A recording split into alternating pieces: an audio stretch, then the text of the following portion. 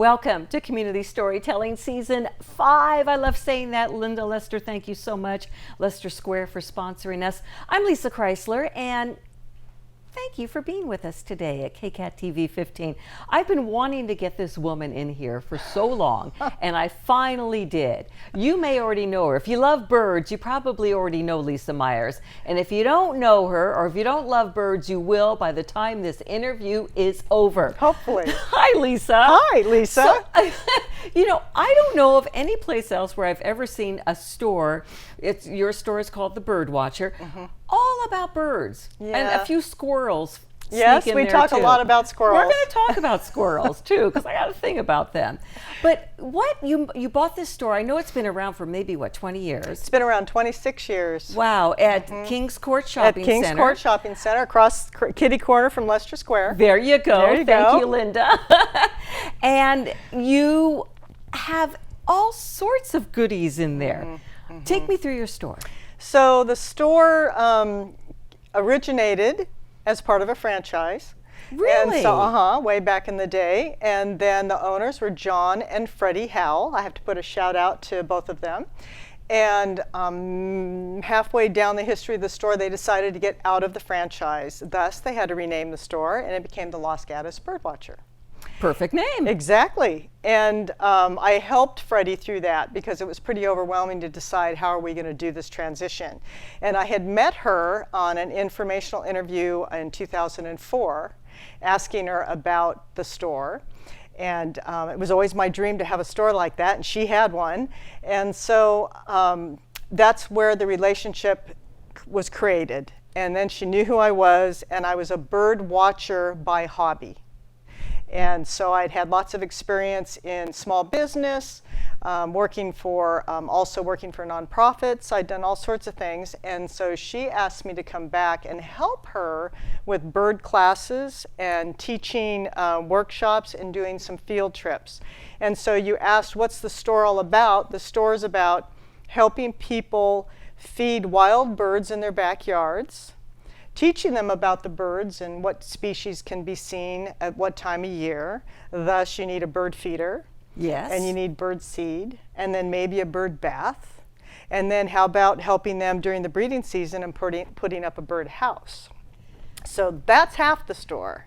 And the other half? And then the other half is gift items. Sure. And so that's the part that always catches my eye when I'm looking through the window. People come in and they get gift items. This is the way I described the two, we'll say a married couple.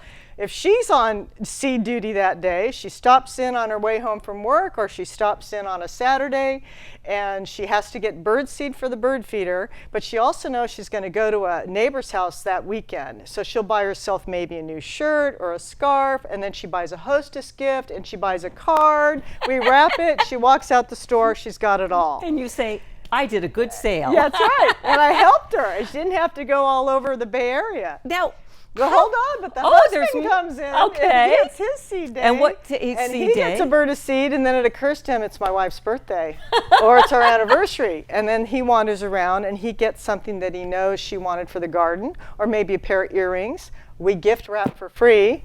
We're wrapping, he picks out a card, and he goes home and he's set for the weekend. And you had another good sale. And there you go. Well, you've got to pay the bills. When did you get interested in birds? So, it's like, walking into the studio a minute ago, you have the pool across the parking lot. And so you've got people that were into swimming, you have people that are into baseball, you have people that are into tennis.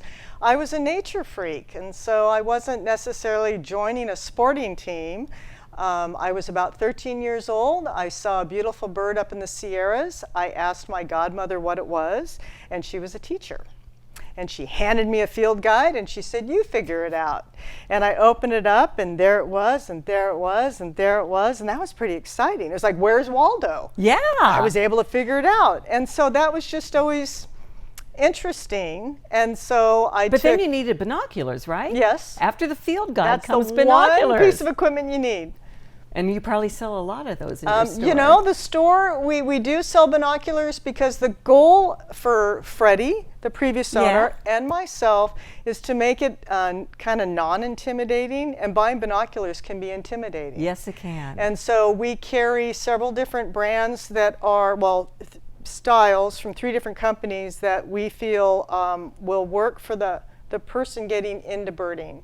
I mean, you can spend $3,000 to $5,000 on a pair of binoculars. Or you can get a pair on Amazon for $29.99. There you go. And so you have everything. I tell people there's a Lamborghini dealership around the corner of the store, but not everybody needs a Lamborghini. Exactly. And so there's all those different pairs of binoculars and price ranges. And so we have a nice medium set of priced binoculars. And when people come in, we can help them out and take them outside, and they look at what's happening at Leicester Square because they've got binoculars. Exactly. Super duper burger. We have a lot of them focus on the burger. You are doing all my work for me. There you go. And so we do sell a lot of binoculars. So let's talk about birds. What kind of birds are most common around Los Gatos and Montecito?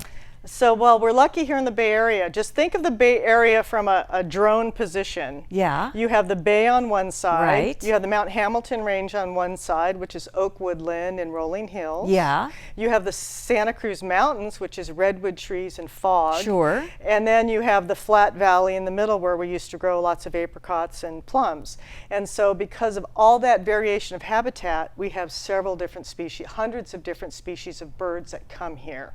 And depending on the time of year, you get different birds, because some of the birds right now are up in the Arctic reproducing. And once the cold weather comes, they come back to the Bay Area. So backyard, you get robins. Now we get bluebirds coming to our yards. We can have, I know, mockingbirds. Appreciate that song at 2 in the morning. Are mockingbirds the same as woodpeckers? No, absolutely not. That was stupid of me. No, woodpeckers are woodpeckers.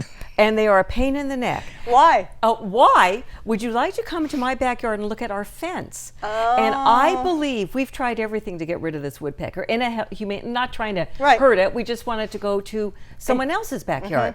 And I think it's the same woodpecker that was here last year and is back again this year. He looks the same. Okay. What is it doing to your fence? It's chipping all the wood out. It's like destroying the fence. You probably don't think so. You think it's probably wonderful. Well, no, I mean, nobody wants their fence destroyed. You know, but if a woodpecker's destroying your fence, it could mean you have bugs in the wood. So woodpeckers are pecking wood because they're trying to get food. Okay. And so there could be something in there, whether it be termites or whatever. And he goes to the exact same place every day. Is that because there's already a hole in it, so it's a little easier? That means there's food still there. Okay. Or during the breeding season, woodpeckers will bang their head against the fence because they're trying to attract a female, and they're going to do whatever they can. And it's attracted me many times. There you see, it worked. It worked. Okay, so you're not going to really tell me a good way to get rid of a woodpecker. No, I'd go look at my fence and figure out why is it being attracted to go there. And then what you could do is just put something up against the fence for a little bit, blocking that spot he keeps going to. Maybe you can put another 2x4 up just temporarily. You know, we did that silly thing where you put like tin foil and this and that. No, nothing worked. But he pecked through the tin foil? No, but he just went next to it. Oh. Okay, next problem. I just put up a hummingbird feeder. With a nice nectar. I one day had a hummingbird come by when there was nothing in the feeder. I just got it as a gift. Now nobody's coming by. Okay, so it depends. When it's 100 degrees out, and we had some 100-degree weather just this last week, you need to change your nectar out every 24 hours. I know. Why? People come into the store all the time. We get in trouble for being blatantly honest. People don't want to hear us, you know, sometimes.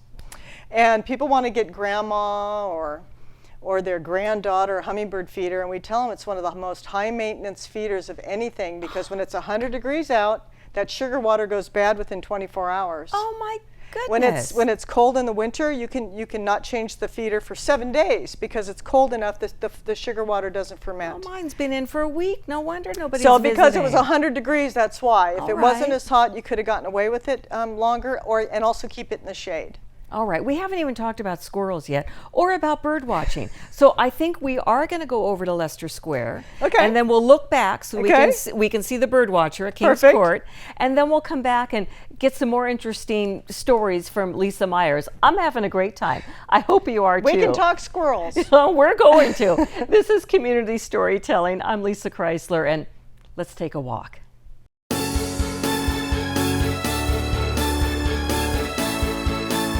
So here we are at Leicester Square. I'm busy today. Started with Phil's Coffee, of course. I've already ordered my lunch from Super Duper. They'll be bringing it out to me curbside. I dropped off Toby Tobes, my cat, at the vet. He needs a rabies vaccine. I'm looking at the signs. We've got an MD, we've got attorneys, we've got realtors here. Leicester Square. Linda Lester, thank you for all you do, not only for Los Gatos, but for building this square for me.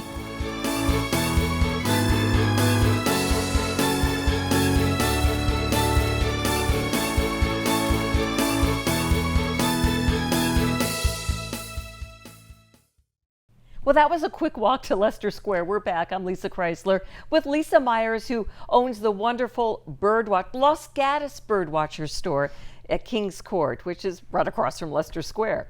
So I got to ask you about squirrels. This may seem really silly, but you know, I don't care. When did squirrels get so big? Oh, do they look bigger than they used look to? Huge. Maybe they're closer to you now. Maybe, You know, but they just look so they haven't gotten bigger. No, I don't believe so. Now, somebody that studies squirrels and has a PhD in mammals is going to call. Maybe they're getting bigger than they used to, but it depends on, you know, where you live. Maybe you were around some squirrels that weren't so healthy once, or their tails weren't as bushy or something, and now you're around. And how long can a squirrel live? What's their So I'm a longevity? bird watcher. So you don't know anything. So I don't know exactly how long they live, but I bet you in our backyards the life expectancy can't be more than a couple of years at the most. And are they nice to birds and vice versa? They get along with birds. They know how to all get along. They all know how to get along, right? We're the ones that cause the problems. They know how to, you know, eat from the same trees and sleep, and you know, they can get along. But you said you sell things for squirrels. What do you sell? Yeah. What do you sell? Some people feed squirrels. Which probably you don't need to do you? No, you don't. But they have some tree squirrels. Yeah. There's tree squirrels and there's ground squirrels. And are there power line squirrels? Those are the tree squirrels. Those are the tree ground squirrels. squirrels don't like to walk power lines. And so some people just, you know, they don't have pets, they don't have cats, they don't have dogs, they don't have hamsters, they don't have fish, and so they'll get some nuts and they'll put some out in their patio, and the squirrels come in and they look really cute, and they just form an attachment to that. Now, I haven't seen many here in Palo Alto. There's a lot of black squirrels. Yes. So where did Now that this come is a from? rumor. Okay. This is a rumor that Leland Stanford brought black squirrels to the Stanford property because they were different, right? Just like, you know, they were different, and it was Stanford. And so I don't know where they came from, but they're actually the same tree squirrel that we have, and that's what I've been told. So some come black and some come brown, and in the West. There's reddish squirrels in the East. And so now we all can find black squirrels in our yard as they continue to leave Palo Alto. Do they really travel that far? No, but you have maybe this squirrel lived in this house and then met the squirrel that lived a block down the way, and before you know it, the block down the way, we have them in Campbell. Instead of Match.com, Los it's Gatos, Squirrel.com. And they're on that power line. I get it. So you love birds, and you know, my daughter, when she was at college at Cal Poly, worked at a bed and breakfast type resort in Los Osos, which was a huge bird watching area. And I would watch people on weekends come in, and they seem to be more men than women. Is that true? I believe there's more women birders than men. Is that what you're called, a birder? Birder. Okay. Yes, Okay. birder. Lissa Birder Myers. Lissa Birder Myers. I got it. Hey, there's a bunch of birders over there. It's birders. Bird watchers is, maybe it'll come back one day. Yeah, that gets into a whole, I think if you were to go to a birding festival, yes. What is that? There are more women there. So birding festivals, there'll be a hot spot. Okay. Right? There'll be a hot spot. Lodi, for instance. How's that? Which Lodi? is where my daughter and son-in-law and There 2 you go. grandchildren live. Okay, Lodi. Where is the hot spot? So Lodi itself is surrounded by farmland. Yes. And so Lodi has a couple of festivals because the sandhill cranes migrate in and they spend the winter in the rice fields and such around Lodi. So like an art and wine festival, they have a And bird so you festival? go to a big, let's say here, we'd think of the Cow Palace. Yeah. I'm aging myself. And you'd go in and there'll be lots of merchants there. Maybe they're selling hats for birders, binoculars, spotting scopes, clothing, field guides, posters, artwork. So there's all the booths that nature people might like. Has this always been big? And then there's field trips you sign up for. Field trips, and then there'll be lecturers. They'll be lecturing on a species or a population growth or something. You know, one of my customers just came back from fishing in Alaska, right? Well, you know. You Okay, got so those- he goes all the way to Alaska and he pays for a fishing tour and he goes up there and they go fishing. And then there's the people that just got back from Scotland because they're golfers. And Yes. they went golfing. you're And then you right. have the people that went scuba diving off Belize. I mean, every single pastime has that. One of my employees just got back from Ashland because she went there for a Shakespeare festival. Okay. So it's all out there, but when you tell people you're a birder, they don't know how to have that conversation very often. It happens all the time. Cocktail parties, they don't talk about birders. No. Is it an embarrassing thing? I don't know. I don't know why you're allowed to dress in turquoise, put turquoise paint all over your face, and go root for the Sharks hockey, and nobody thinks that's strange. But you have you have zip-off pants and a hat, and they think it's strange. It's the So zip-off there's pants. Yeah, it's a stereotype that goes all the way. Anytime you see a funny character on TV, they make the birder a funny character. And hate to tell you, but the birders are the ones that are hopefully going to help the earth because the birds are an indicator species for everything environmental. And if the birds go, we're in big trouble. So we really need to love our birds. We really should. Is there a good spot around here? Oh my goodness! Around here, we do bird walks to Visona. Los Gatos Park is in Los Gatos. There's lots of wonderful just city parks around the area. But just going to the San Francisco Bay, just right outside of Palo Alto, right outside of Mountain View.